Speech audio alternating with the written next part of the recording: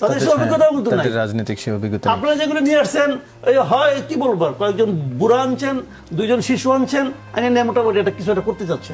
যে এত সহজ না ভাই এই জিনিসটা। 5ই আগস্টের সুফল যদি আপনি ঘরে তুলতে না পারেন, তার জন্য আপনি দায়ী থাকবেন। ডক্টর ইউনূস, আমরা ডক্টর ইউনূসকে বলতেছি, উনি দায়ী থাকবেন।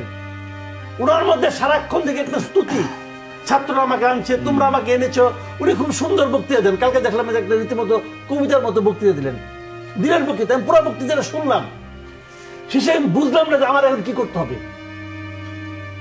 আমি শেষে বুঝি নাই উনি আমার কাছে কি চান, জাতির কাছে উনি কি চান। সেই চাওয়াটার প্রেক্ষিতে ওনার কাছ দেখেন, মুখে বল ওনাকে মাঝে মাঝে খুব আমার কাছে মানে আমি ঠিক দুর্বোধ্য মনে হয় আমার কাছে ওনাকে এই কারণে মনে হয়।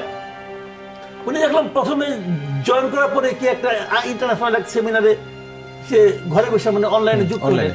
ওখানে মূল কথাটা বলেন কি, দায়িত্ব নিতে হবে তরুণদের, দায়িত্ব দিতে হবে তরুণদেরকে। তো ওনার উপদেষ্টা মন্ডলীর গড় বয়স কত হিসাব করে বলেন তো আপনি? 2 জন তরুণ নিয়েছেন।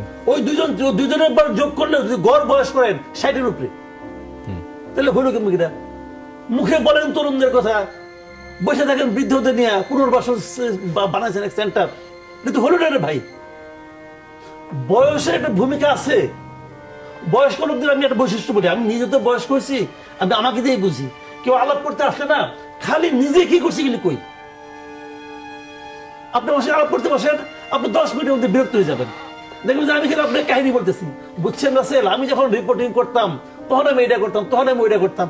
আরে ভাই ওই দিন তো গুজার গিয়া, ওই দিন এখন আর আসেন, এখন আর নাই। ওই জ্ঞান আপনাকে আপনার মধ্যে বিরক্তি উৎপাদন করে, কারণ আপনি অন্য জায়গায় এসে পড়ছেন এখন। তো এই জিনিসগুলো বুঝতে হবে। তুই এখন এটা তো হলো না রে ভাই। কাজে এদেরকে দিয়ে আপনি মোটিভেশনটা কেমন করে করবেন? বরঞ্চ আমি মনে করি সাখাওয়াত সাহেব প্রথম দিকে যেভাবে কথা বলছিলেন নরমে গরমে, দ্যাট ওয়াজ রাইট পাথ।